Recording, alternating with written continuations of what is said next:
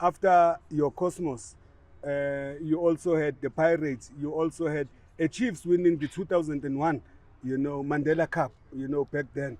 And you had a Sundowns also that actually qualified and reached the final when they lost to Al Ahly, coached by Ted Dumitru then. And then sporadically you would have your Black Leopards going into the quarterfinals of the Confederations Cup, Pirates in 2013 at the final of the Champions League, and they did it again in 2015, the Confederations Cup. You've had Super Sports going there, but it has not been a consistent presence at that level, because when you are able to do that with not just one club, as currently is the case now with Sundowns, if you have more players, more South African team playing and competing at that level, this AFCON that you and Mkhulu Hugo Broos have just come back from, and these brave warriors that were able to get a bronze for the first time, like when in 24 years, that is something that needs to be addressed. How do we do that? How do we do that? It's for us as football people to swallow our pride. How do we do that? We Why? swallow our pride by saying, first and foremost, this is how I see it. Like I said earlier, that we lost a great opportunity as the nation when if you look our how can I call it? Our steady decline. You look at 96, we won gold medal, 98 silver. 2000 bronze, group stage or quarterfinal, and then so now and not even qualifying, not even qualifying. So that was the time where we're supposed to say, hey, what is going wrong? Yes. Rather than focusing on the coaches, rather than focusing on the players, because there is this mentality that I've been observing, whereby when you are in a national team for a longer time, people, they get tired of your face. They don't look at what you do, they look at your face. Oh, yes. Because I still remember with the 96 team in 1997, one of the comments were saying, this national team is like a club now. You understand? It's not like a club now. Like Yes, it's a club. Yes, you can call it a club, but and that is good for the team, and it's good for social cohesion, it's good for the competitiveness, because those players have experience, develop telepathy and all those things. If they can still perform, why not? And the team was performing. We played well. We played well in Saudi Arabia, but because of, I don't know where, this is what I also feel, like the point that you have mentioned, that if I'm not there, it means the team is not complete. So those are the feelings that I have. But I feel that we missed that great opportunity, and be critical on ourselves. Said, guys, we have been, going down. Why is our football declining? We needed to have to establish. I mean, we have PSL. We have, the biggest league in the league. In the continent. Yes. We should be having in working with SAFA and say, hey. Let's bring the football experts, to say, can you please or establish like a study group that will compile the progress of the league in comparison with other top leagues in the world, and see where we're going, in terms of our league on the field, because our league, I would say it's the best league, I was even sitting yesterday watching, the league games. I said, wow. You don't see these things in Ivory Coast. You don't see how they televise the local league. You don't see it in other countries. But here you see it. But now, what we're supposed to do, to say, guys, let's have a progress report of what is happening on the field in order to maintain that standard. I believe that we missed that opportunity. How do we correct that? We correct it, and now I feel that God is giving us as a country an opportunity to say, let's swallow our pride, everybody who is involved in football, and say, gentlemen and ladies, let's sit down now. Let's take stock. It was proven before, and it is also proving itself right now. Myself and players from Kaizer Chiefs, players from Orlando Pirates, were present at club level in African tournaments or club tournaments. We were present. And this time around, it's the same thing. Even though now we have more Sundowns players, We say, look, we have Sundowns players that are consistently involved in African club tournaments. So now it means there is something that is positive that we can use. How can we support our teams to make sure that they consistently participate, at least reach the later stages of these club tournaments in Africa? Then two, when we do that, when our players starting when our players starting to get exposed in such environment, what happened? They get now attention, or they will draw attention from international clubs. Sure. You know, international clubs where our players will be exported, you know. And also I feel that we shouldn't be scared to export our players. We don't overprice them, you know, because sometimes I feel that here in South Africa we have our own prices, you know, or market rate that is not internationally, you know, like that is not equivalent with the international standard, you know. So we find some of our players, we overprice them, we ask for 50 million, and when you go and do your research overseas, you find that that player weighs far less than that. Then now we keep our talent, and instead of exposing it, because when you expose it, when they go out there, they learn. We're able, as national team, we bring them back with that type of experience that will add positively. So what we need to do now is to make sure that we encourage more of our teams to participate. You know, I know it's financially draining, but we need to find means and ways, you know, that can that means and ways to make sure that our players, they get this competitiveness. Because that can supplement by having a stronger competitive league. You know, it's become boring. It's become like a one-horse race. You know, it's been 6 years of Mamelodi Sundowns winning the league, and winning the league with 5, 6, 7 matches to go. You already know that this thing is concluded. You would want to have a day where, and I remember there was a time when there will be an Ajax pushing Orlando Pirates towards, you know, the last end. There will be a Chiefs Pirates Sundowns in that. You need to try and get back and to now that level. And also lately, to add what you are saying, you also had what you call Manning Rangers. Yes. You understand? You had Manning Rangers, and besides having those teams pushing there, and when you look at the quality of players, you could go and pick a lot of players in Free State Stars. Sure. We had Bloemfontein Celtics, we had Umtata Bucks. Sure. You know, quality players. You know, I'm not saying that these players are not quality, but they are not being pushed to that level, to attain a certain level of competition. Yes. Yeah. You know. Now let's go back to Hugo Broos. I understand that you guys share an office at SAFA. You sit together. Yes. What's the old man like as a person? I mean, a lot of South Africans will know, this man is abrupt. He just calls it as he sees it. He ruffles the feathers and all that. I'm sure in South Africa you spend more time than him, than anybody else. Tell me a bit about Hugo Broos as a person outside of football. It's easy to describe Coach Hugo. I don't have many words to describe him, except to say he's a professional, true professional. He's a humble person. He's a humble person.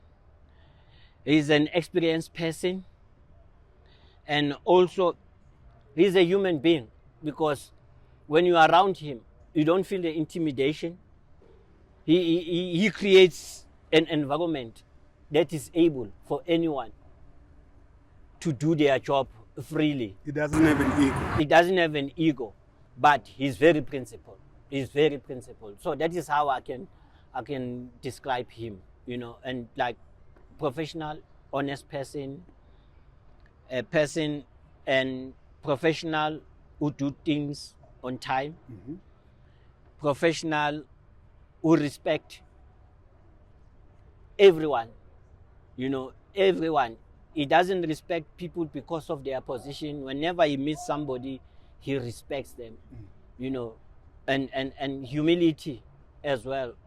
You know, when you are around him, you don't feel that you are sitting with someone who's holding an up position or higher position than you. You know, I'm more like a colleague, you know. He's the kind of colleague that has absolute confidence and trust in you as his second in command.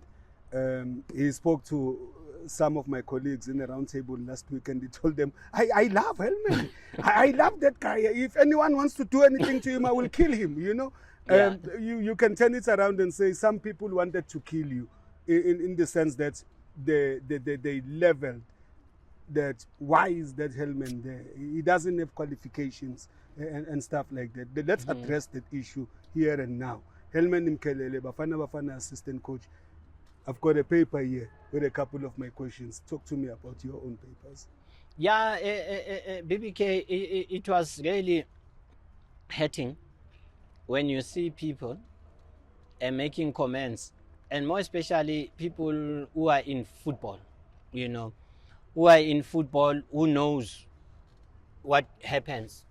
You know, when I stopped playing in season 2007, 2008, then in 2009, I started to do the courses that were SAFA courses because CAF were not providing any course. Yes. But we were doing courses that were in line with the Bundesliga and the UEFA. So I started doing those courses way back in 2009. We started together with Coach Gulani. Yes. Yes. We were doing those SAFA level 1. Then 2 years later, we did a SAFA level 2. Then 2 years later, that is 2014. Yes. 2 years later, then I did the instructor's course. I was even running AMA courses, ET license. No, not KEF, SAFA, okay. Because KEF were not doing AMA Lokozane at that time. So then in 2011, then KEF organized Elendo because of there were a number of coaches who were doing SAFA level Lokozane. Then they said we will do them. They will do the KEF B license because of those courses that we have already attained or attended at SAFA, you know. So in 2011, I did the KEF B license, you know. Unfortunately, what happened, I got it now after, we got it now after we starting to do the investigation because we've been told long time ago, together with Nabo Coach David Notwane, we were together doing all those courses. So we've been asking, because KEF said, SAFA, since you started way before running the courses, you need to get a conversion. You know, you need to bring your all the coaches that attended your courses, so that you do more like an RPL. Yes. Then we grant you that certificate of KEF. Then someone or some people in the SAFA office, RPL pin, recognition of prior learning. So someone now in the SAFA office. Then someone in the SAFA office, they didn't send our course information or records, documentation, so that they can convert it, so that they can put us into the system of EKF. So they didn't do that because we've been asking, when is the conversion going to be made? Way back in 2014, when I was doing the SAFA instructors course. Yes, they said no, they would do it 2014, 2015, until 2019. So now, when this thing surfaces now, when COSAFA wake up also, I blame them. When they wake up and say, hey, we don't want any coaches that doesn't have the qualifications, you know, I felt that that was not the right way to do it. For me, I feel that they were supposed to say, those who do not have qualifications, we give you like a year to make sure that you get it. Because not all countries have been starting to do the courses That long Safa has time been ago. doing. There's, Yeah, you know, yeah, no, not all yeah, of them. yeah. You know, that to give people that opportunity to go and redeem themselves, to make sure that they put their things in order. You know, not only the coaches, even the associations, Yes. because some of the associations, they've hosted maybe not more than 10 courses. Yeah. And how many coaches that are still waiting for courses? There are a number of them. So I feel that we didn't do that as ECOSAFA. And also as ISAFA, we didn't submit on time when all the information that CAF needed in order to make sure that our previous coaches who attended coaching courses are in line with the current requirements. It's sad of to CAF. think that someone working for a football association could neglect doing such an obvious thing, an obvious task, you know, as to submit papers. But just for the record, Helman Mkhalele has got what coaching courses? For the record, for CAF, I have CAF B. I was supposed to attend the CAF A license, but unfortunately, I'm in camp in preparation for E-Land. The friendlies that for are the coming, friendlies right? that are coming. Those are the courses that I have. I did my FIFA sports management in 2021 and finished in 2022. Yes. So right now I'm and then still the SAFA level 1 and level 2. in SAFA level 2 and the instructor's course, because Sure. I was running the courses again, you know. So yeah, and I'm also looking for the opportunities. If any courses that are opening, then I will go and complete it, because To it is continue important to upskilling continue yourself. upskilling myself, because football is always changing. Constantly changing. Yeah, Indeed. and I also just enroll with the UEFA. I'm doing also the C. UEFA C yeah, license. the C, but Okay. studying online. Yeah, so that's No, what I'm wonderful. doing. No, that's great. Now, let's talk about the time when Hugo leaves. We're going to come back to the friendlies that we're going to play in March. Do you feel, with the time that you've spent with him, with the learning that you say you are getting from this Africa Cup of Nations winning coach, gold medal, Africa Cup, third place, bronze medal, do you feel that you are equipping yourself to get to a position that when Mkulu goes to sit on a rocking chair, it speaks a lot about his grandchildren these days, you will be ready to take on the baton and continue in the job of Bafana Bafana? Coach. You know, I'm honest, my brother. That hasn't come into my mind. Yes. Except to learn. I'm just giving myself great opportunity right now to say, let me learn as much as I can.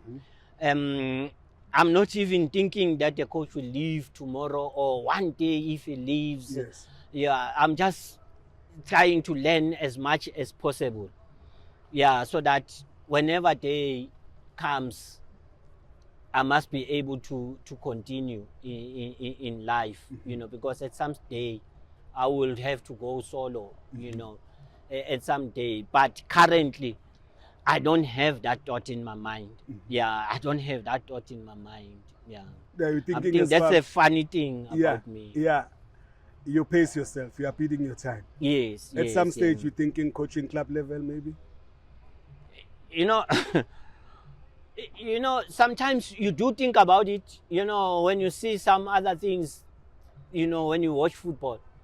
But at this present moment, what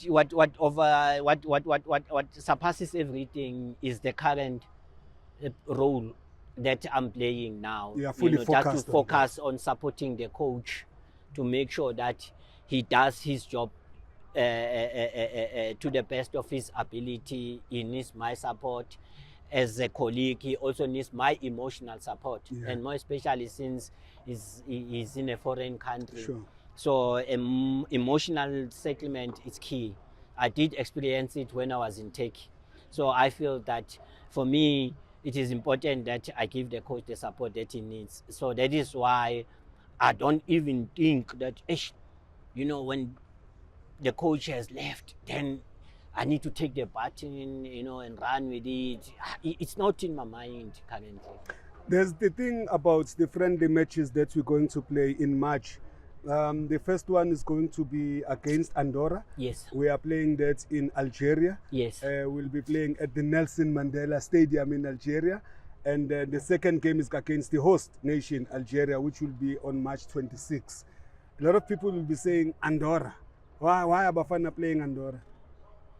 You know, I think that is where I believe, BBK, that we as South Africans now, we really need to start to go deeper and get more information about countries. You know, you don't look at their infrastructure only. You don't look at them not being known. You know, it's very difficult to locate where Andorra is in the world map, you know. So we have this tendency of looking down to those countries. Yet, those countries, they pose a threat, especially on the field. And we just need to make sure that when we go there, we treat them as if we are playing Morocco. You know, we don't say, you know, Bafana, it's like we're playing Swaziland, you know. And also, when you look at Swaziland, you look at Lesotho, you look at Namibia, you know, they've changed. They have changed. So now even our approach has to change.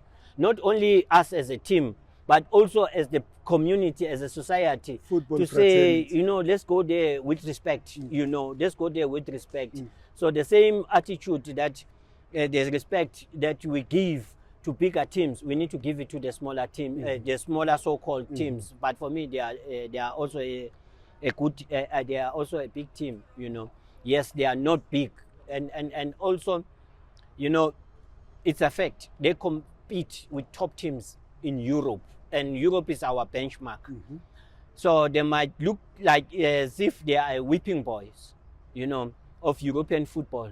But when you look at the quality, then you see that, you know, they are at a better level than most of African countries. Sure. So we will really be tested going against such a team, you know.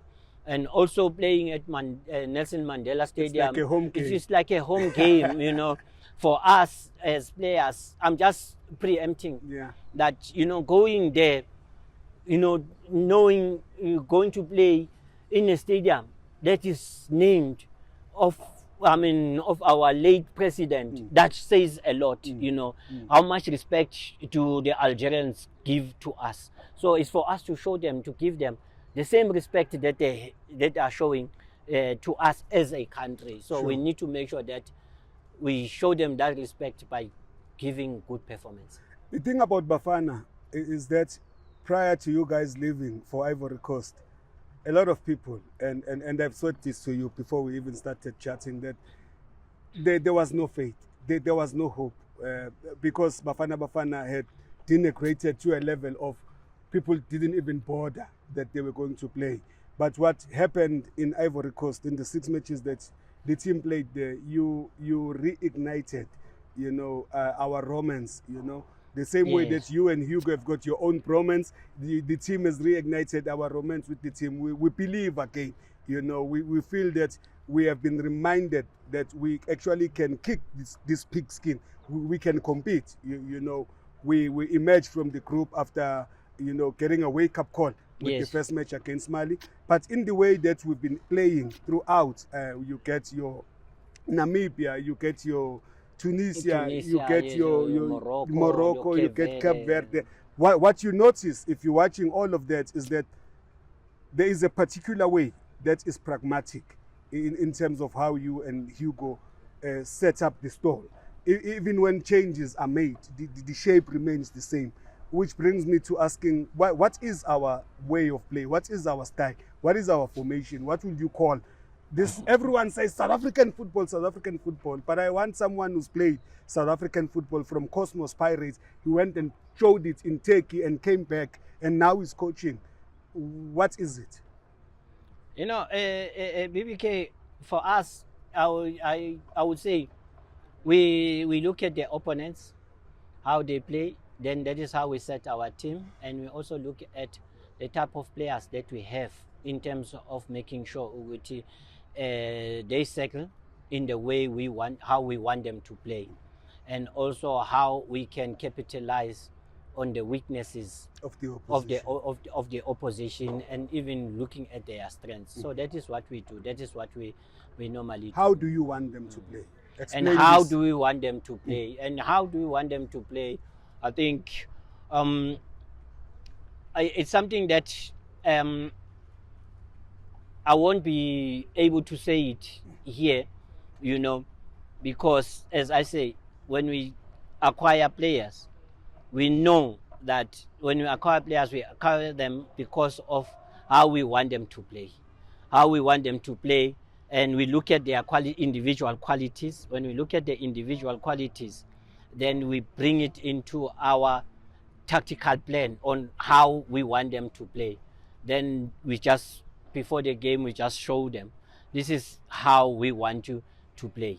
Yeah, so we don't have, or I personally don't believe of saying, this is how I want my team to play, because the game changes, you know, within as it goes along. In other words, you are not married to a system that Bafana play 3-5-2, 4-4-2, 3-4-2-1. You just get the guys. You know, this is our tactical plan. This is our position. This is how we're going to approach. The same thing with Nigeria. That's what we did. You know, if you check, our formation changed. Yes. Because we studied Nigerians. When we saw that, Nigerians, this is how they defend. This Simon is the number on of this players. wing, you know, Lookman on the other wing. So you guys decide to bring Kulu. We have now, 5. You know, yes, that is why I say we look at the opposition, how they, because if you have, I would say, we don't have a one way of how we want our our team to play, because if you have one way or two ways, then it becomes difficult when teams start to post different ways of playing. But if you have multiple ways of playing, it's easy for the players to adapt. Flexibility, adaptability. Flexibility and adaptability, it becomes easier. You've raised the name of Nigeria. They are next when the World Cup qualifiers resume in June. We were supposed to be top of the group. We stumbled in Rwanda, having started so well. We have to finish top of our group in order to be able to make a success of this World Cup qualifier and go to Canada, Mexico, and the US in 2026. Surely these 2 matches are in preparation for that, and you know how big a task it is.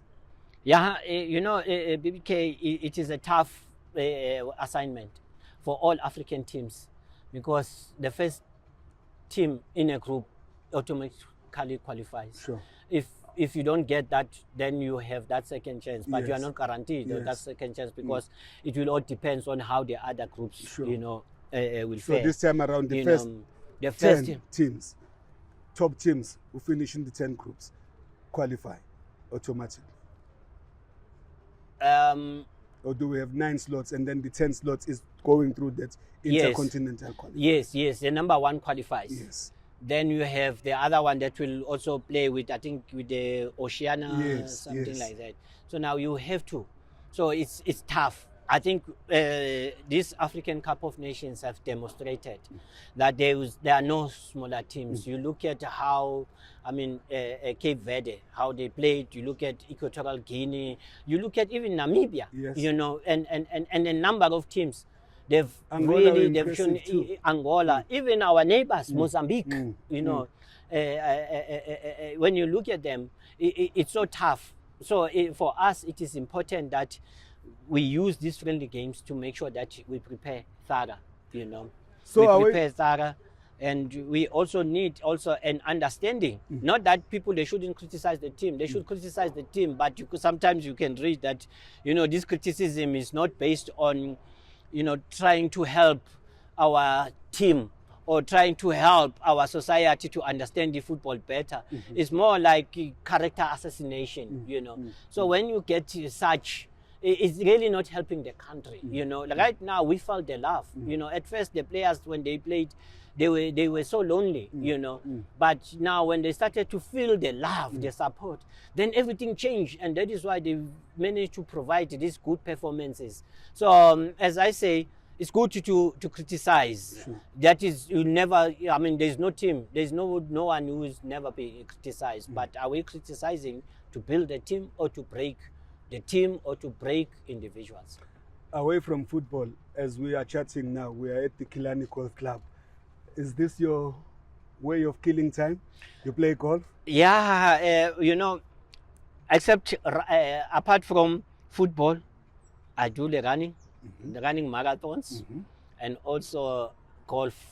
I took up golf when I was still young. Yeah. I was a caddie You were in a Newcastle. caddie, Yeah, sure, I was sure. a caddie. So that is where I used to get my pocket money. Right. So, dating from there, then I started to get involved with golf, and it also helped me to detox, after all the hard work and the criticism. Take your mind away from everything. It takes my mind away from everything. That's true.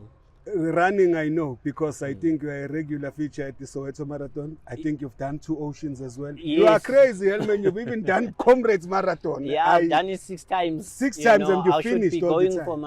I should be going for my 10th, but because of the assignment and the injuries, and the age as well, BBK, so I'm starting to slow down. But those are the sports that always keep me going in terms of physically and mentally. Are you going for the Comrades this year? I've registered. Yes. But I'm not quite sure because we have the qualifiers. Yes. The qualifiers, Yes. for me, they come first, then the Comrade. Unfortunately, I will watch the Comrade and support it while will be wherever I will be. I might be in Nigeria or I will be here at home by then. But I will definitely support it. What's your handicap in golf? My handicap is 13. Your handicap is a handicap. Yeah. My comrade, it's always good. It's always great to see you. May you and Coach Hugo continue, and the rest of the technical staff, by the way, continue doing the work. We are hopeful that we're going to be able to get to a stage where we qualify for the World Cup, and only qualify not to add up to the numbers, but to get through to the next stage, because Banyana has showed us that it can be done. You have reignited the love of South Africans for the team.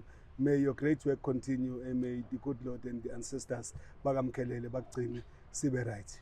No, thank you so much, my brother. Sure. No, thanks to BBK, and I also really appreciate and thank, the entire South Africans wherever they are. I used to get, messages here from home and even abroad, the support, the love. We felt it as a team. So we'll continue to make our country proud. We'll do our best, that we make our country proud, because it's been a while where we haven't been, especially as football, men's football, it's quite a while where we haven't been where we're supposed to be. And the international teams need to do it as well. We have to be keeping this momentum. Yeah. The Olympics are coming. Yeah. Banyana are playing the qualifiers now against Tanzania. Great. Thanks, man. Sharp Ngane. This is the episode of BBK Unplugged podcast, and we are doing it here at the Kilani Golf Club together with my colleagues, Umasilosi, the photographic editor of the Sunday Times, as well as Utong Shabalala, Utabo Shabalala. Enjoy the episode. Thank you.